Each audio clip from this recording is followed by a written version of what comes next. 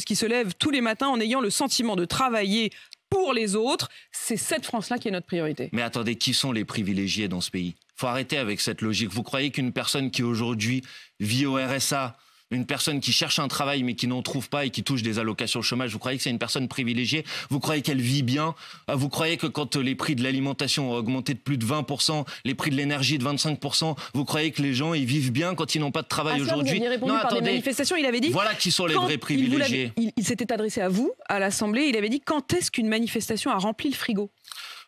Plein de fois, au moment du Front populaire, quand on a augmenté l'augmentation des salaires. Heureusement qu'il y a eu des gens qui se sont mobilisés pour faire en sorte que la vie augmente. Quand on a obtenu la mise en place de la sécurité sociale, heureusement qu'il y a eu des mobilisations sociales dans ce pays. Et M. Attal, qui soi-disant est censé venir de la gauche, devrait se rappeler que l'histoire de la gauche, c'est justement l'histoire de mobilisation sociale, l'histoire de conquis sociaux qu'on a arrachés, pas uniquement par le pouvoir politique, mais aussi par la pression sociale. Donc il ne faut pas raconter des choses comme ça. Oui, il a aussi manifesté il y a quelques années quand des postiers étaient en grève pour défendre leur travail. Il a manifesté contre les postiers qui étaient en grève pour dénoncer les gréviculteurs à l'époque. Gréviculteur qui est un terme qui a été inventé par Jean-Marie Le Pen. Je voudrais quand même le rappeler ici. Mais attendez, Apolline de Malherbe. Non, mais pour vous, il est plus gauche. Pour moi, je vous le dis franchement, il ne l'a jamais été de mon point de vue. Quand il était militant du Parti Socialiste. Oui, mais malheureusement, le Parti Socialiste a enfanté un certain nombre d'horreurs, comme sans doute Gabriel Attal et M. Macron lui-même en fait partie d'un point de vue politique, oui, bien sûr. Attendez, Apolline de Malherbe. C'est un mot très fort quand même, Emmanuel Bompard, vous diriez une horreur. Du point de vue de la continuité ou du fait qu'il porte... Ça vous a un peu échappé, vous n'êtes pas très content d'avoir dit ça. Attendez, Apolline de Malherbe, j'utilise les mots qui sont les miens, il n'y a aucun problème. Je considère que la politique qui est mise en place par M. Macron et par M. Attal est effectivement une horreur. Maintenant, je vais vous dire, on était en train de dire qui sont les vrais privilégiés. Eh ben, je conteste fermement l'idée qu'on essaye de faire passer dans ce pays qu'il y aurait finalement des gens qui profiteraient des situations quand ils sont au RSA ou quand ils sont voilà, la France laborieuse qui a l'impression de bosser pour les autres. Ouais, mais moi, je pense effectivement qu'une grande partie de la France bosse pour les autres, mais on ne parle pas des mêmes autres. Moi, je vous parle des actionnaires du CAC 40 qui ont reçu cette année un record de dividendes, alors que de l'autre côté de la chaîne, les Françaises et les Français tirent la longue. Il y a effectivement une grande partie de la population qui en a assez de bosser pour une toute petite minorité de la population qui s'en met plein les poches alors qu'elle ne fait rien et qu'elle ne contribue en réalité pas à la vitalité économique du pays. Donc je vois bien la nouvelle politique macroniste qui est en permanence d'essayer de pointer du doigt les pauvres comme étant les responsables de tous les maux. Eh bien, excusez-moi de vous le dire, mais vous me trouverez toujours contre ceux qui vont continuer à tenir ce type de discours. Et si M. Attal veut faire quelque chose de bien pour le pays, plutôt que d'aller stigmatiser une partie de la population qui a des très lourdes difficultés aujourd'hui,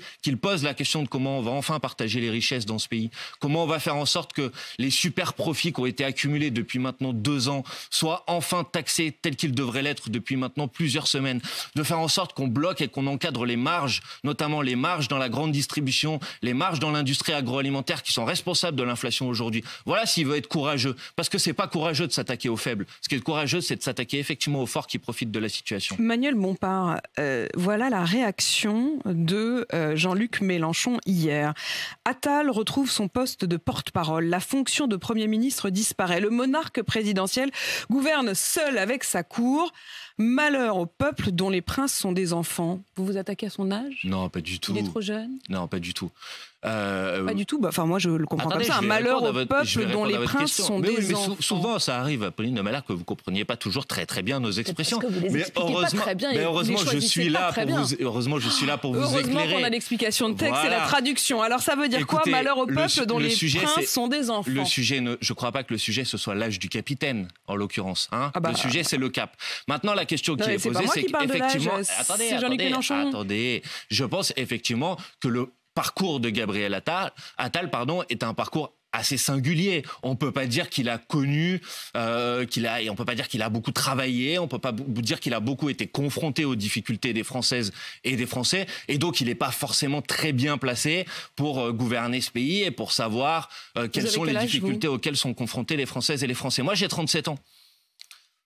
À partir de quand vous avez estimé que vous étiez capable? Ouais, mais écoutez, moi, j'ai 37 ans, j'ai fait des études, j'ai travaillé j'ai fait un doctorat, j'ai fait un post-doctorat, j'ai travaillé dans une petite entreprise qui travaillait sur le sujet de l'intelligence artificielle. Je pense que j'ai plus que Monsieur Attal, qui est quand même peu sorti des 6e et 7e arrondissements de Paris, été confronté aux difficultés auxquelles sont confrontés les Françaises et les Français. On a quand même le droit de dire que le parcours singulier de Gabriel Attal est pas le parcours de n'importe quelle Française et de n'importe quel Français. Et je ne crois pas que ça soit une attaque personnelle à son égard de dire ça. Oui, sauf que là, en l'occurrence, Jean-Luc Mélenchon, il parle de l'âge. Il estime que c'est un enfant. Bah non, je crois pas. Je crois qu'il parle justement de son expérience, des éléments de la vie auxquels il a été confronté. C'est souvent compliqué de comprendre ce qu'il veut dire. C'est parce que souvent, vous voulez pas toujours bien comprendre. Bah moi, je sais pas. Le mot enfant, je le comprends comme le mot enfant. Je savais pas qu'en fait, enfant, ça voulait pas dire enfant. Bah, peut-être qu'enfant, ça veut dire enfant, mais peut-être qu'enfant, ça veut dire du point de vue des éléments de la vie auxquels on a été confronté. Mais après, si vous voulez poser des questions à Jean-Luc Mélenchon, le mieux c'est de les poser à lui.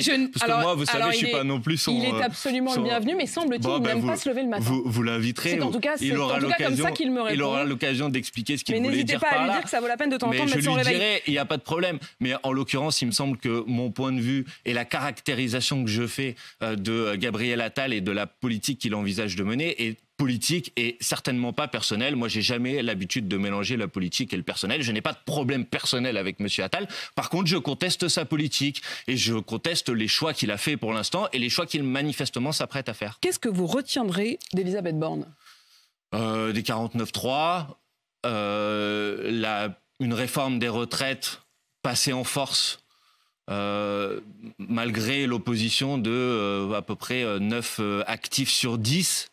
Je pense que Mme Borne a fait beaucoup de mal au pays et la fin de son mandat est aussi dramatique que l'ensemble des actions qu'elle a posées avec cette loi immigration qui est une honte, qui a défiguré la France et que Mme Borne a pris elle-même les rênes dans la dernière ligne droite des négociations pour avaler toutes les couleuvres et céder à l'ensemble des injonctions de l'extrême droite. Et je pense que de ce point de vue-là, elle portera une très lourde responsabilité qui, il faut le comprendre, fait beaucoup de mal à la France. Vous savez, quand vous vous déplacez un petit peu en dehors de notre pays aujourd'hui, les gens ne comprennent pas et ont le sentiment que la France est en déclin, qu'elle se replie sur elle-même, que maintenant on s'attaque aux étudiants étrangers en France, alors que ça devrait être une fierté de faire en sorte que la France accueille des étudiants étrangers, qu'on partage notre savoir, que la France soit attractive.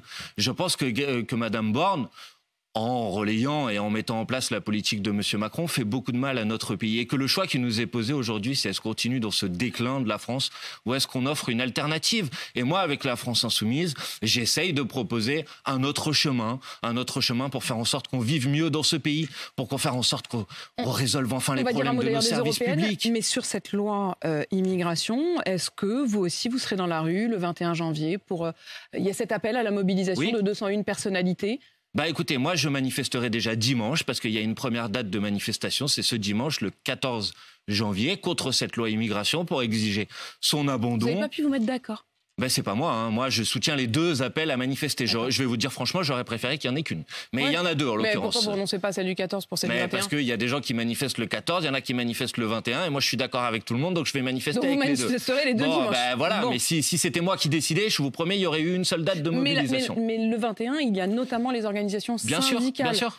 Donc c'est une date importante, le 21 janvier. Moi, je manifeste, j'appelle les Françaises et les Français à manifester. Je crois que tout le monde doit comprendre que, contrairement à la communication qui a été faite sur le sujet, cette loi sur l'immigration, en l'occurrence, elle ne va résoudre aucun problème des Françaises et des Français. En quoi un Français aujourd'hui va avoir sa vie améliorée parce qu'on va rendre la vie plus difficile pour un travailleur étranger? Et je voudrais que tous les gens qui nous écoutent le comprennent. Si l'ensemble des travailleurs qui travaillent en France et qui sont de nationalité étrangère, décidaient d'arrêter le travail pendant une journée où les travailleurs étrangers arrêtaient de travailler, le pays pourrait pas tenir. Parce qu'on a besoin de ces travailleurs étrangers, que vous connaissez comme moi quand vous vous levez le matin très tôt, que vous allez dans le RER, que vous allez dans le métro, vous les voyez, c'est eux qui occupent les fonctions qui sont les fonctions essentielles à la vie de la nation aujourd'hui. Et donc, les pointer du doigt, les stigmatiser comme le fait le gouvernement, je trouve ça odieux.